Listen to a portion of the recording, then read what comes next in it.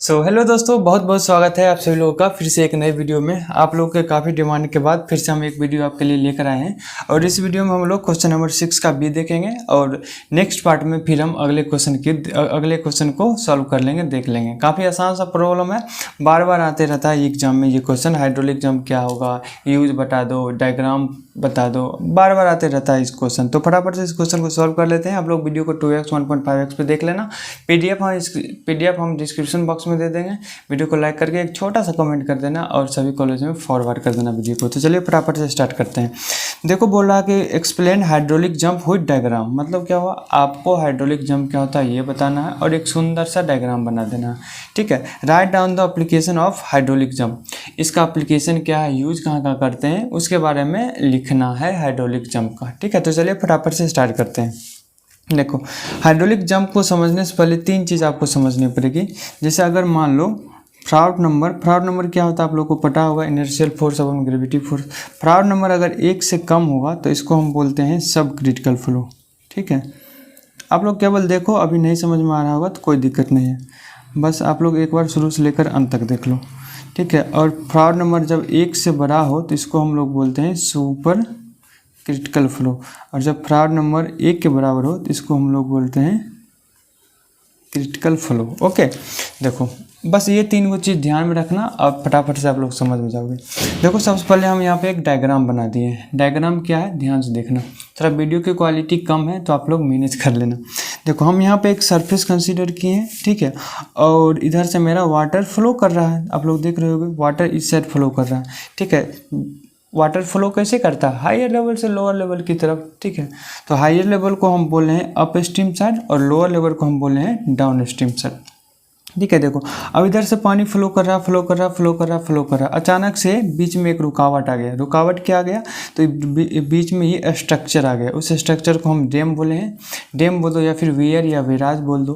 ठीक है, वेयर या वेराज किसको बोलते हैं, जैसे पानी का फ्लो कर रहा है उसके बीच में एक हम स्ट्रक्चर बना दिए, उसको हम वेयर या वेराज बोल देते हैं। ठीक है, तो पानी का फ्लो कैसे हो रहा है, हायर लेवल से लोअर लेवल की ओर। तो बीच में अचानक से एक वेयर या वेराज आ गया, फिर डैम आ गया या फिर कोई स्ट्रक्चर आ गया। तो पानी अब कैसे फ्लो करेगा, पानी आ रहा था, अब इसके ऊपर से जाएगा, फिर थोड़ा नीचे आएगा, फिर अपने डेप्थ को मेंटेन कर लेगा। फिर से समझना, पानी आ रहा था, बीच में डैम या वेयर आ गया या फिर कोई रुकावट आ गया, तो इसके ऊपर गया, फिर नीचे आया, फिर डेप्थ को मेंटेन कर लिया। ठीक है, अब देखो क्या हुआ, जब पानी ऐसे फ्लो कर रहा था तो सब क्रिटिकल था। जब ऐसे पानी फ्लो कर रहा था तो पानी ऐसे आया, फिर डेप्थ थोड़ा कम हुआ, उसके बाद फिर डेप्थ को अपना मेंटेन कर रहा। तो देखो हम 2 क्रॉस सेक्शन लिए हैं यहाँ पर। एक क्रॉस सेक्शन ये हो गया और एक क्रॉस सेक्शन ये हो गया।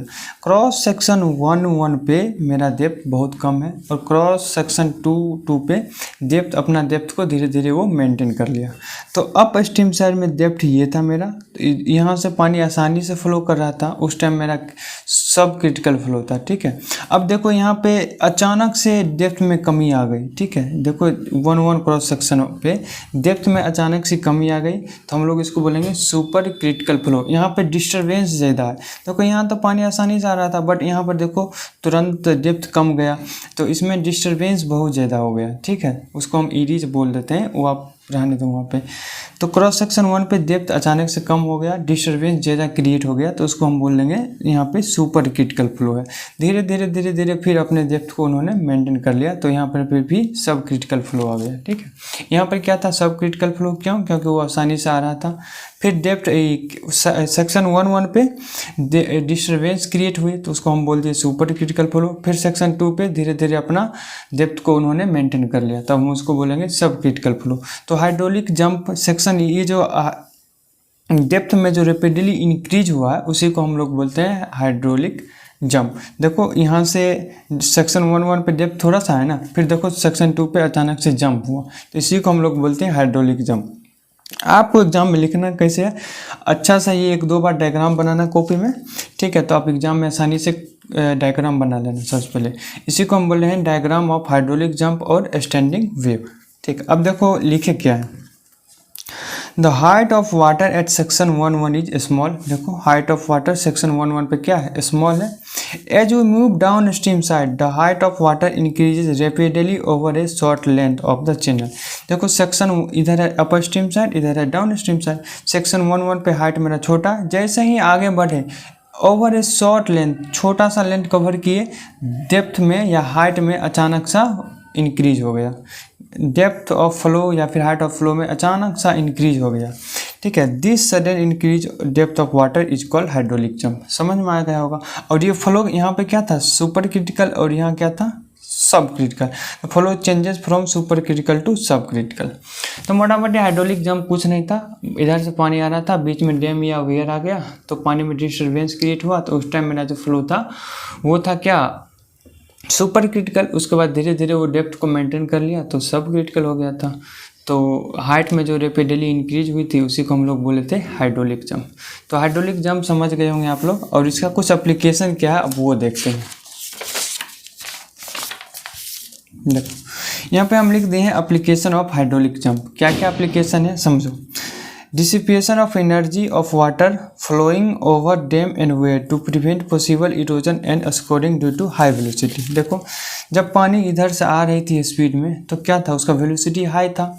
जब वेलोसिटी हाई होगा तो मान लो किसी कैनाल में पानी बह रहा है, उसका वेलोसिटी हाई है तो उसमें स्कोरिंग होगी, उसमें जो कंक्रीटिंग क्या होगा वो टूटने लगेगा और पानी के साथ फ्लो करने लगेगा, ठीक है।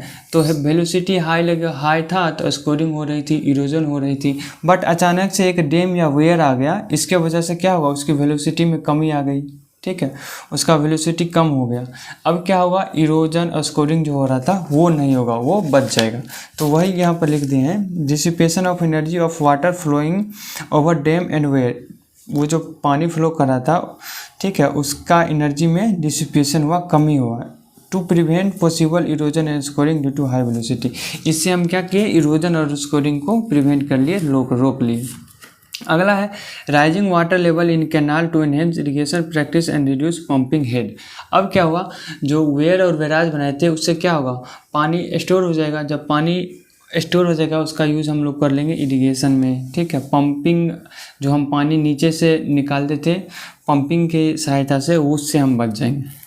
उसके बाद देखो reducing uplift pressure under the foundation of hydraulic structure.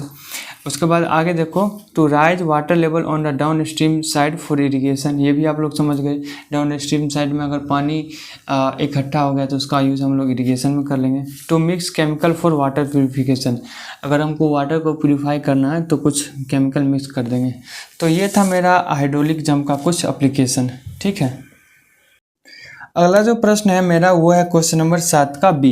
देखो ये जो क्वेश्चन है वो इसको नहीं डालना चाहिए था हाइड्रोलिक में, पता नहीं कैसे डाल दिया वो। Write general steps that are required to perform और CFD सिमुलेशन। ये क्वेश्चन आप नहीं भी करके जाओगे तब पर भी कोई दिक्कत नहीं है, बट बार बार ये कहीं ना कहीं किसी भी सब्जेक्ट में 1-2 क्वेश्चन इस टाइप का डाल देता है। तो उससे अच्छा है कि आप लोग थोड़ा बहुत देख लो और करके आ जाना। तो ये कुछ सिमुलेशन है, देखो वेरियस स्टेप हम लिख दिए हैं। ये कुछ नहीं, जब आप ऑटोकैड पढ़े होंगे तो वहाँ भी सिमुलेट किए होंगे, एनसिस किए होंगे तो वहाँ भी सिमुलेट किए होंगे, या फिर आप कोई भी सॉफ्टवेयर चलाते हैं रिलेटेड टू सिविल इंजीनियरिंग तो इसमें जो जो स्टेप्स है वही इसमें लिख देना है CFD सिमुलेशन में। तो देखो फटाफट से हम किए, here are some simplified steps to perform computational fluid dynamic simulation. कुछ स्टेप्स दिए गए हैं CFD के, आपको कुछ नहीं करना, एग्जाम में 5-6 पॉइंट याद करके जाना है। अगर ये क्वेश्चन आया तो आसानी से लिख के आ जाना। सबसे पहला है मेरा डिफाइन द प्रॉब्लम। हम देखो जैसे हम लोग कोई एक्सपेरिमेंट करते हैं लैब में, उसी एक्सपेरिमेंट को हम लोग सॉफ्टवेयर पर कर देंगे और उसका जो स्टेप होगा उसी को लिखना है CFD सिमुलेशन में। CFD को हम बोलते हैं फ्लूइड डायनामिक सिमुलेशन, ठीक है। सबसे पहले हम लोग एक प्रॉब्लम को डिफाइन करेंगे कि हम क्या सिमुलेट करना चाह रहे हैं, तो clearly state trying to simulate. उसके बाद है क्रिएट अ ज्योमेट्री, उसके बाद हम ज्योमेट्री को बनाएंगे कि हम सिमुलेट जो करेंगे तो उसका ज्योमेट्री क्या क्या हो सकता है। डिजिटल वे में हम करेंगे सॉफ्टवेयर में, जैसे मान लो हम कोई एक बीम बना रहे हैं तो बीम का ज्योमेट्री क्या होगा, क्या उसका लेंथ होगा, क्या उसका विड्थ होगा, क्या उसका क्रॉस सेक्शन होगा, ये ज्योमेट्री को हम डिफाइन करेंगे। Build a digital model of the object और system, this involve CFD software. बस आपको थोड़ा थोड़ा ये पॉइंट पता होना चाहिए और उसके बारे में थोड़ा थोड़ा पता होना चाहिए, आप एग्जाम में लिख के आ जाओगे। उसके बाद है मेरा मेश जनरेशन। मेश का मतलब होता है छोटे छोटे टुकड़ों में डिवाइड कर देना, ठीक है। कोई एक ज्योमेट्री है उसको छोटा छोटा टुकड़ों में डिवाइड कर दिए, मेशिंग कर दिए और उसको एनालाइज किए और फिर हम रिजल्ट को शो किए, उसी को हम बोलते हैं मेश जनरेशन। देखो, breaking the geometry into tiny pieces called elements और सेल्स। ज्योमेट्री को हम छोटा छोटा टुकड़ा में क्या किए, डिवाइड कर दिए, उसको हम एलिमेंट्स और सेल्स बोलेंगे। This makes it easier for the computer to solve the equation. ठीक है, छोटे छोटे टुकड़े में अगर हम सॉल्व कर दिए तो कंप्यूटर को भी एनालाइज करने में आसानी होगा। ठीक है, हम लोग को भी ठीक रहेगा। उसके बाद है apply boundary condition. Boundary condition apply कर देंगे, लाइक क्या मतलब मान लो कोई पानी फ्लो कर रहा है, उसका मतलब इनपुट रेट क्या होगा, आउटपुट रेट क्या होगा, इनफ्लो क्या होगा, आउटफ्लो क्या होगा। अब कोई टेम्परेचर सेट करना है तो टेम्परेचर सेट कर देंगे। तो ये होगा मेरा अप्लाइंग बाउंड्री कंडीशन। अगला मेरा पोस्ट प्रोसेसिंग। ठीक है, पोस्ट प्रोसेसिंग मतलब रन करने से पहले हम लोग पोस्ट प्रोसेसिंग कर लेते हैं ताकि रिजल्ट में कोई दिक्कत ना हो। It is helpful for analysing the result.